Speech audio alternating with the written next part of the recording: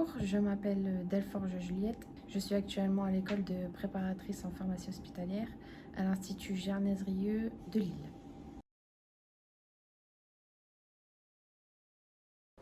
C'est une pratique utilisée pour les patients présentant des troubles de déglutition, du comportement et sous-nutrition entérale. C'est une pratique très courante, mais peu documentée et à risque. D'une part, pour le soignant, risque tératogène, troubles musculo-squelettiques, toxicité, allergie. Et d'autre part, pour le patient, risque toxique, baisse d'efficacité et irritation des muqueuses. Le broyage du médicament est un acte médical. Seul le médecin reste décideur du broyage. Il se fait sur prescription médicale lorsque le médecin décide de la poursuite du traitement et qu'aucune alternative thérapeutique ni galénique existe. Lorsque la prise du comprimé n'est pas possible, le médecin décidera de prescrire la solution buvable. Donc le broyage des comprimés est vraiment réglementairement encadré. On ne peut pas broyer un comprimé sans savoir qu'on peut le faire. Pour cela, il existe différentes bases de données qui vous sont accessibles au sein du centre hospitalier de Valenciennes.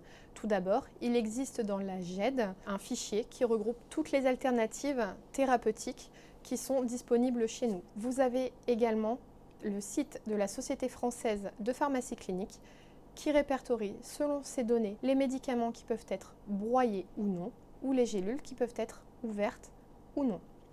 Pour cela, il suffit de se rendre sur le site de la SFPC, de cliquer sur le petit filtrer, de rentrer à droite dans le rectangle « Rechercher le nom du médicament ». Ici, nous allons prendre l'exemple du Seresta.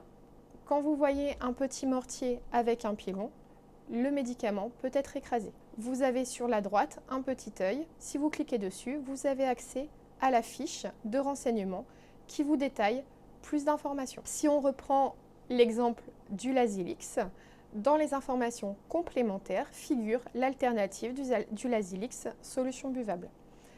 Un dernier exemple, pour le Cronadalate LP, donc qui est un médicament à libération prolongée, le petit mortier et le pilon est barré d'une croix rouge, ce qui signifie que le comprimé ne doit en aucun cas être broyé. Si vous n'arrivez pas à trouver la réponse à votre question, la pharmacie reste joignable 24 heures sur 24 pour répondre à votre question. Vous ne devez pas broyer un comprimé sans être sûr de pouvoir le faire. Certaines formes ne s'écrasent jamais. Il y a les capsules molles, les formes effervescentes qui se laissent fondre dans l'eau, les formes orodispersibles ou LIOC qui se laissent fondre dans la bouche ou disperser dans un peu d'eau, les formes sublinguales qui se laissent fondre sous la langue et les formes à libération prolongée. Un médicament sécable ne veut pas dire broyable. Pour terminer, le changement de forme galénique reste un acte technique. Il devra être réalisé par une infirmière diplômée d'État sans délégation possible par les aides-soignantes. C'est un broyeur manuel utilisé dans le broyage des comprimés. Son utilisation dans le service ne se substitue pas au service proposé par la pharmacie qui consiste à vous fournir l'intégralité des traitements pour les patients qui en ont besoin pour 7 jours. Son rôle est de vous fournir une solution sécurisée pour broyer si besoin les nouvelles thérapeutiques ou les entrées en attendant la prestation de la pharmacie. Le toucan se compose d'un levier qui actionne les deux plaques qui permettent le broyage des comprimés. Pour pouvoir être broyés, les comprimés doivent être placés dans un sachet de taille adaptée vendu par le fournisseur. Les sachets sont à usage unique. Pour n'importe quelle spécialité, vérifions que c'est le bon comprimé au bon dosage et que la date de péremption soit conforme. Prenez le comprimé, placez-le bien au fond du sachet. Placez le sachet entre les deux plaques et actionnez pour procéder au broyage jusqu'à l'obtention d'une poudre fine. Le temps est variable en fonction des spécialités. Le comprimé pelliculé peuvent laisser des morceaux de pellicule qui n'entravent pas l'administration. Une fois le broyage fait, vérifiez que le sachet n'est pas percé. Si celui-ci est percé, nettoyez le toucan et renouvelez l'opération. Une fois broyé, le comprimé doit être administré immédiatement au patient.